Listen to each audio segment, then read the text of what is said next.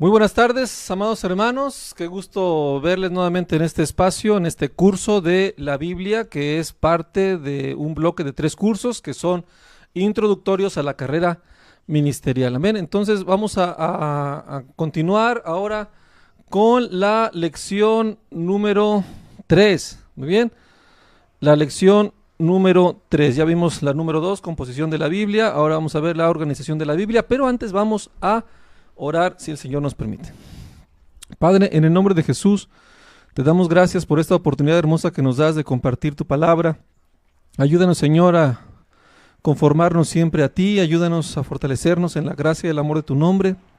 Te pedimos que tomes control de nuestra mente, de nuestro corazón, que nos llenes de tu Espíritu Santo para poder enseñar este tema, para poder aprenderlo, Señor, que tu gracia nos fortalezca, nos ayude, que tu gracia nos inunde, Señor. Te lo pedimos, Padre. Nunca nuestras justicias, sino en tus muchas misericordias. Acuérdate de nosotros, ayúdanos, Señor. Te lo pedimos, Padre Santo, en el nombre de Jesús. Amén, amén. Muy bien, amados hermanos, vamos a ver aquí, ¿ok? Perfecto. Módulo 3, organización de la Biblia. ¿Cómo está organizada la Biblia? Vamos a aprenderlo en este momento. Muy bien, vamos a ver. Aquí estamos. La Biblia está constituida, decíamos aquí, ¿verdad? Está organizada en libros, capítulos y versículos. Libros, capítulos y versículos. ¿Ven? La Biblia se compone de 66 libros divididos en 2 secciones principales, el Antiguo Testamento y el Nuevo Testamento. Cada libro se divide en capítulos y versículos numerados para facilitar la referencia y el estudio. Amén. Los 66 libros de la Biblia se dividen en categorías como historia, poesía, profecía y cartas. Cada categoría tiene un enfoque diferente y ofrece una perspectiva única sobre la historia, la fe y la cultura en los tiempos bíblicos. Ya hablamos de estos 66 libros. Capítulos y versículos. Los capítulos y versículos de la Biblia sirven como un sistema de referencia para citar y estudiar cada pasaje específico. Cada capítulo se divide en versículos numerados para que los lectores puedan encontrar fácilmente un pasaje específico.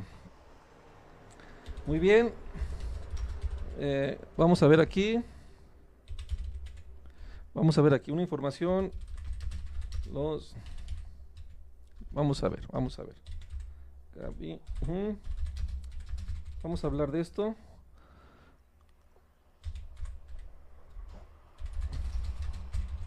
Muy bien, vamos a ir un poquito acá al pizarrón en un momento más. ¿Se acuerdan que hablamos de que el sincretismo que hizo Roma hacia la iglesia de Cristo, ¿verdad? Hace un sincretismo en la época de Constantino y del cual se forma la Iglesia Católica Romana, que no es la iglesia que Cristo fundó, hay que aclararlo. Fue una tragedia en términos espirituales. Sin embargo, como todas las cosas nos ayudan a bien y Dios no pierde el control de nada y las cosas a veces que el diablo quiere hacer para mal, el Señor permite que se hagan para bien, tuvo ciertas aportaciones, ¿verdad? Trajo algunas ayudas que si en otro caso la iglesia primitiva no hubiese podido lograr. La primera de ellas es que logra establecer el canon, o sea, logra establecer la recopilación de los libros. Esto es fundamental, ¿verdad? Logra establecer la estructura de la composición de la Biblia, el canon del Nuevo Pacto. Y bueno, porque la Biblia judía ya se tenía, ¿verdad? Pero sí el nuevo pacto es constituido bajo los concilios de la ya constituida Iglesia Católica de Roma. Pero todavía se hizo respetando, bueno, se respetó el sentido bíblico, porque esto es un don de Dios, no del hombre. Muy bien, esto es don de Dios, esto es soberano, la palabra de Dios es soberana, no pertenece a ninguna organización humana, llámese como se llame, y primeramente todo es para su gloria. Muy bien, vamos a ver. Entonces, otra de las cosas buenas, bueno, pues se establece la cátedra teológica, se establecen los institutos bíblicos que decía Roma, muchos sacerdotes, muchos eruditos siguen estudiando la Biblia y trae algunos beneficios. Uno de ellos es esta organización que vamos a ver aquí, ¿ok? Vamos a ver. Vamos a borrar aquí estas referencias de la información que les estamos dando. Primero Dios. Ok. Muy bien. Es importante entender esto porque nos preguntan, ¿cómo es que esto viene en la Biblia? Bueno, dice aquí, ¿cómo se crearon los capítulos y versículos de la Biblia? Primero, no formaban parte del texto original, hay que aclararlo. Los libros originales de la Biblia, tanto del Antiguo Pacto, vamos a ver acá. Perdón, aquí estamos, ok, ya estamos aquí en el pizarrón. Muy bien. Perfecto, ya estamos aquí. Los libros originales de la Biblia, estamos aquí, hasta arriba, tanto del Antiguo como del Nuevo Testamento, no contenían divisiones en capítulos ni versículos. Ajá. La Biblia como la conocemos hoy tiene esos capítulos y versículos, pero no venían originalmente así. Estas divisiones fueron añadidas siglos después para facilitar la lectura, el estudio y la referencia rápida de los textos bíblicos. ¿Ok? Ese es el trabajo que se hacía en hacían los catedráticos, los estudiosos de la palabra. Primeras divisiones en el judaísmo. En el Antiguo Testamento hebreo, los judíos ya utilizaban divisiones llamadas parashot, ¿ok? Para organizar el Pentateuco. Ya lo hacían los judíos, el parashot. Para organizar el Pentateuco en secciones semanales de lectura. También existían divisiones menores similares a los versículos llamados pesukim, así se llamaban. Sin embargo, estas divisiones no coincidían exactamente con los capítulos y versículos modernos. Era algo que ya empezaba a practicar el Antiguo Testamento. Ya los rabinos después de Cristo están ya haciendo están haciendo ya estas divisiones. División en capítulos, vamos a ver. La división en capítulos, tal como la conocemos hoy, fue realizada por Stephen Langton, así se llamaba, arzobispo de Canterbury, alrededor del año 1227. Langton dividió la Biblia latina, la Vulgata latina, en capítulos y esta estructura fue aprobada posteriormente por la mayoría de las traducciones bíblicas, incluyendo la Biblia hebrea y el Nuevo Testamento griego. ¿Okay? Fue Stephen Langton quien divide la Biblia en capítulos. Amén. Grábenselo porque es pregunta de examen. Stephen Langton en capítulos. Y luego, ¿quién la dividió en versículos? Ahí está la respuesta. El Antiguo Testamento hebreo fue dividido en versículos numerados por el rabino Natán en 1448.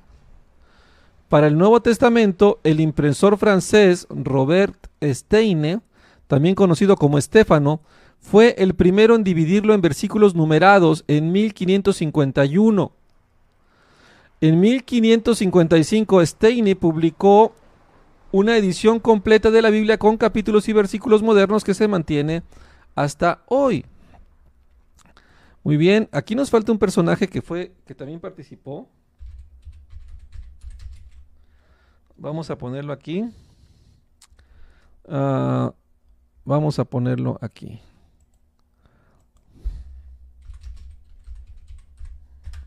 Vamos a ver, ¿ok?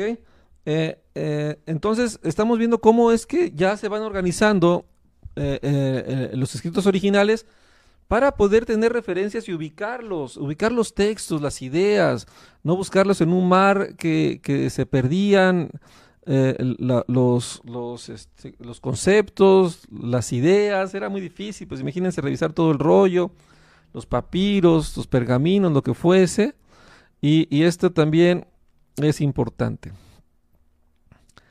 Muy bien, vamos a ver otro personaje.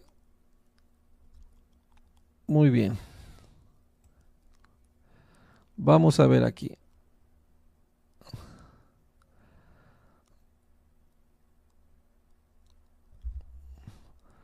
Muy bien, vamos a ver. Hubo otro personaje también que es importante conocerlo. Aquí está.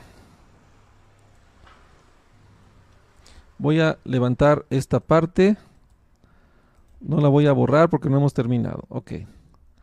¿Quién fue Santés Pagnino y qué aportó? Filósofo y hebraísta italiano. Santés Pagnino fue un fraile dominico, filósofo y uno de los principales eruditos bíblicos de su época. Destacó por su profundo conocimiento en las lenguas semíticas y por su dedicación al estudio de la Biblia. ¿Ok?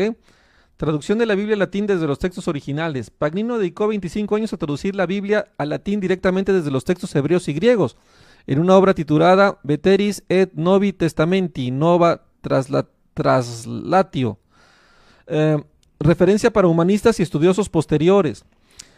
Introducción a la numeración de versículos. Uno de los aportes más importantes de Pagnino fue la introducción a la numeración del versículo de la Biblia. Aunque el sistema que utilizó no es exactamente el mismo que el actual, su obra fue pionera en dividir el texto bíblico en versículos numerados, facilitando el estudio y las referencias.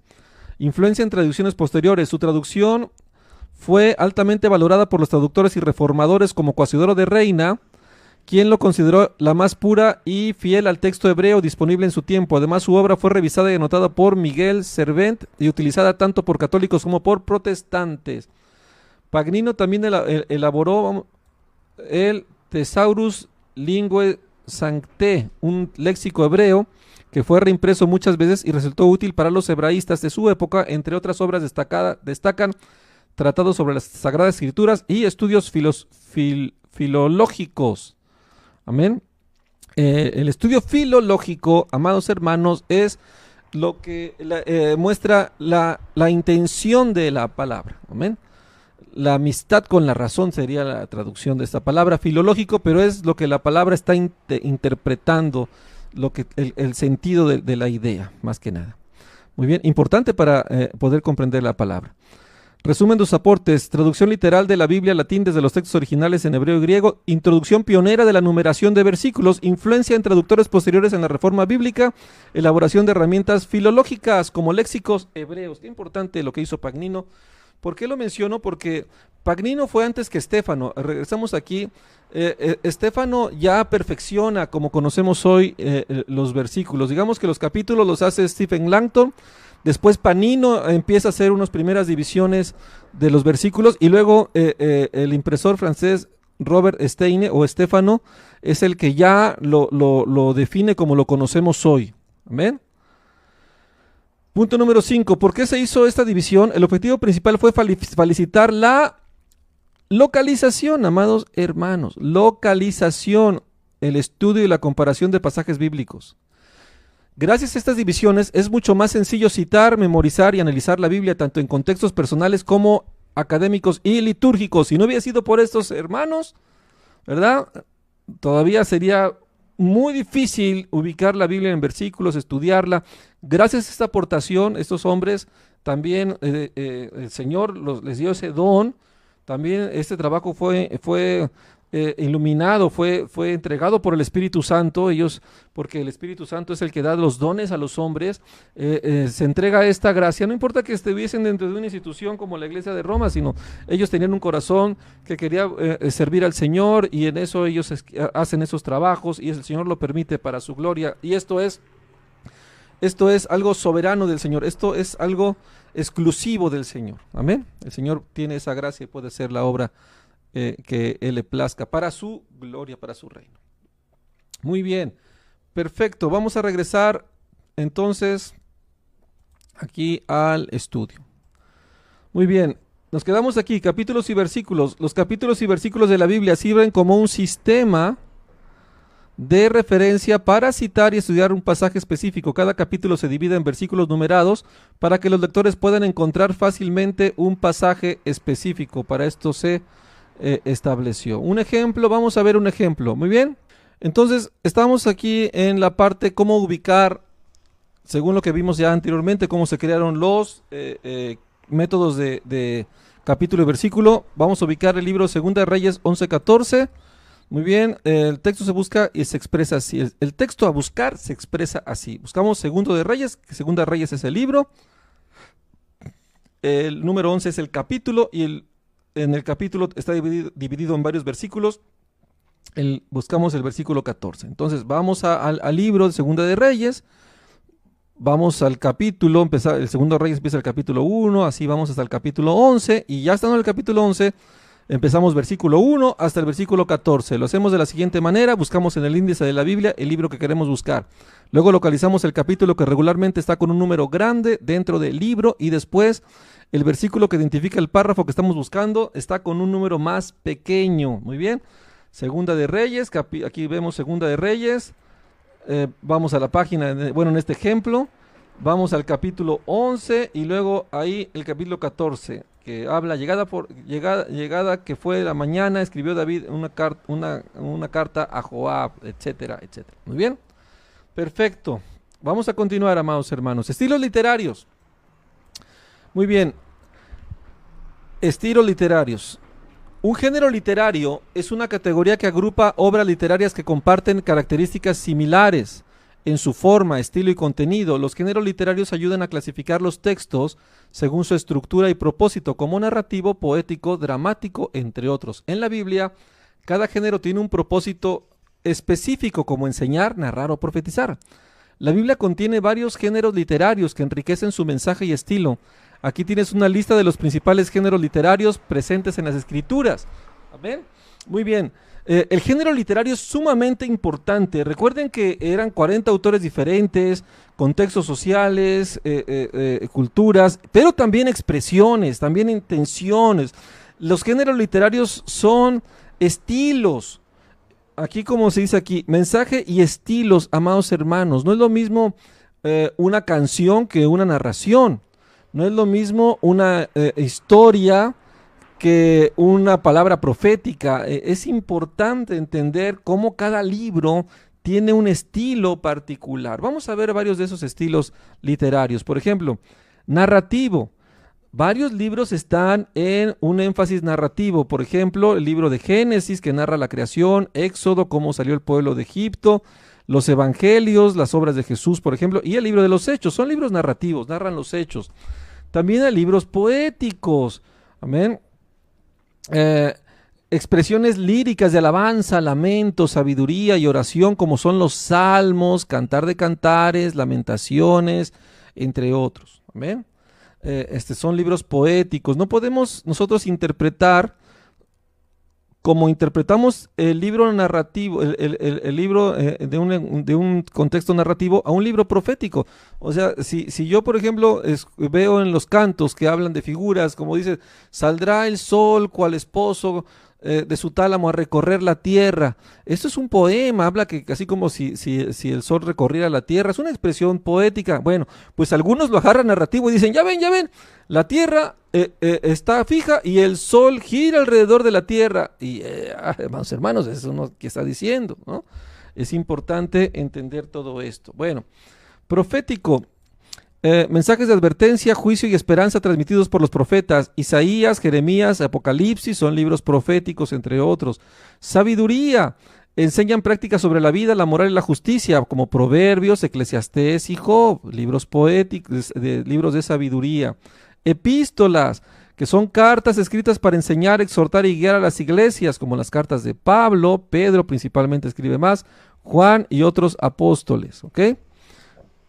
Parábolas, historias breves y simbólicas que enseñan principios espirituales, utilizadas frecuentemente por Jesús. Por ejemplo, en los evangelios usa muchas parábolas que son semejanzas, historias semejantes para enseñar una historia que es, o un hecho semejante para enseñar otro.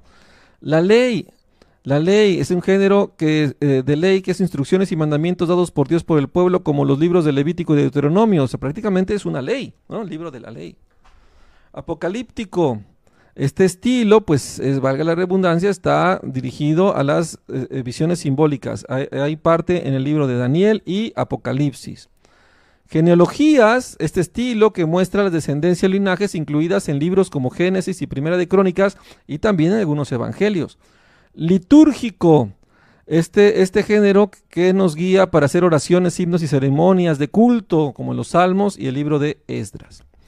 Estos géneros ayudan a los lectores a entender el propósito y el contexto de cada sección de la Biblia, el propósito y contexto de cada sección de la Biblia, permitiendo una interpretación más adecuada y profunda de los textos, amados hermanos. Estos géneros ayudan a los lectores a entender. Si no entendemos el género literario, cuando estemos leyendo la Biblia, nos podemos perder. Hay que averiguar qué texto, qué estilo literario es el que estamos leyendo para poder interpretar correctamente y de ahí empezar a entender toda la interpretación correcta de la palabra. Hay un curso que tenemos, se llama Ministerio de la Palabra, donde vemos todas estas herramientas de hermenéutica, de todo esto, para poder interpretar correctamente un texto. Ya lo tendremos después. En línea me refiero. Perfecto, muy bien. Temas principales y revelación de Cristo como Salvador. Decíamos esto, que eso está en toda la Escritura y es importante entenderlo. Temas principales de la Biblia. Los temas principales de la Biblia giran en torno a la relación de Dios con la humanidad, la salvación y el plan redentor a través de Cristo. Amén. Cristo Jesús. Incluyen temas como la creación y la caída, ¿verdad? Que viene en el libro de Génesis.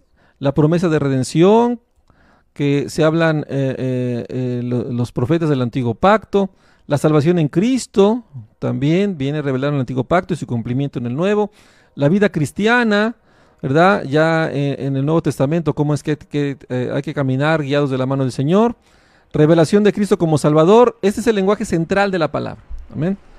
El testimonio del Señor Jesucristo es el tema principal. Dice, la Biblia revela a Cristo no solo como un personaje histórico, sino como el Salvador prometido desde el Antiguo Testamento. Esto se ve de forma práctica a través de el Antiguo Testamento. Todo da testimonio de mí, dijo el Señor Jesús, y que se cumpliese lo que está escrito en la ley, los profetas y los salmos. Y estas cosas se escribieron para que creáis que Jesús es el Cristo. ¿Okay? Todo eso es importante. En los evangelios, Jesús se presenta como el cumplimiento de estas promesas. Él predica, sana, perdona pecados y finalmente muere y resucita para salvar a la humanidad. Qué hermoso. Amén. Qué hermoso mensaje y qué hermoso tema en la Escritura. En las cartas apostólicas, los apóstoles explican cómo la vida, muerte y resurrección de Jesús es el medio a través del cual las personas reciben perdón y salvación. Es por fe en Cristo, no por obras, para que nadie se gloríe. Como está escrito, como en los escritos de Pablo, por ejemplo, en Romanos 3, 22 y 24. 3, 22, 24. Ok. Vemos aquí, libro Romanos, capítulo 3, versículo del 22 al 24. Es un extracto de tema. Son tres versículos tres versículos que se van a leer para entender este texto. Ok. Muy bien, perfecto, amados hermanos. Vamos a ver aquí a qué se refiere la Escritura. Ok, muy bien. Borramos aquí. Vamos a ir al pizarrón, amados. En un momento. Aquí está. Y vamos a leer. Ajá. Dice la palabra de Dios. Vamos a ver aquí. Vamos a ver. Aquí está. Dice, la justicia de Dios por medio de la fe en Jesucristo para todos los que creen en Él. Bueno, vamos a aprovechar aquí, miren. Romanos 3, capítulo 3, versículo 22 a 24, que está el versículo 22, versículo 23 y versículo 24. Muy bien, vamos a leerlo. La justicia de Dios por medio de la fe en Jesucristo, ¿ok? La justicia de Dios por medio de la fe en Jesucristo, para todos los que creen en Él, porque no hay diferencia, porque por cuanto todos pecaron y están destituidos de la gloria de Dios, siendo justificados gratuitamente por su gracia, mediante la redención que es en Cristo Jesús, nuestro Señor y Salvador. Amén. Cristo Jesús es nuestro Salvador, el tema principal de la Biblia donde podemos ser salvos. Muy bien, perfecto. Vamos a continuar aquí. En resumen, la Biblia tiene un solo propósito central: revelar cómo Cristo es la solución a la separación entre Dios y los seres humanos y cómo un sacrificio en la cruz trae salvación a todo aquel que cree en Él. La Biblia nos guía a entender nuestra necesidad de Él y cómo vivir en esa salvación, todo para su gloria. Esos son los temas principales de la Biblia y hemos visto su organización. Muy bien, perfecto. Vamos a terminar el día de hoy y nuestra próxima clase va a ser el módulo 4. Vamos a ver las Biblias modernas y sus versiones. Muy bien, amados hermanos, perfecto. ¿Cómo están? ¿Bien? ¿Cómo vamos? ¿Bien? Hay que seguir echándole ganas en este conocimiento, hay que comprometerse con nuestro crecimiento espiritual y con el conocimiento de Cristo a través de su palabra. Vamos a orar para despedir esta sección. Padre, en el nombre de Jesús te damos gracias por tu amor, por tu misericordia, por la oportunidad que nos das de continuar adelante en el camino de la gracia, el camino de la fe. Te bendecimos, te exaltamos y te rogamos que seas propicio a nuestros pecados, a nuestras rebeliones y nos concedas la gracia y la misericordia de seguir adelante en este proyecto para la alabanza de la gloria de tu gracia. Te lo pedimos, bendito Salvador, en el nombre que es sobre todo nombre, en el nombre de Jesús. Amén y amén. Muy bien, amados hermanos, nos despedimos de esta clase, nos vemos la siguiente. Dios los bendiga, muchas bendiciones y paz en el Señor.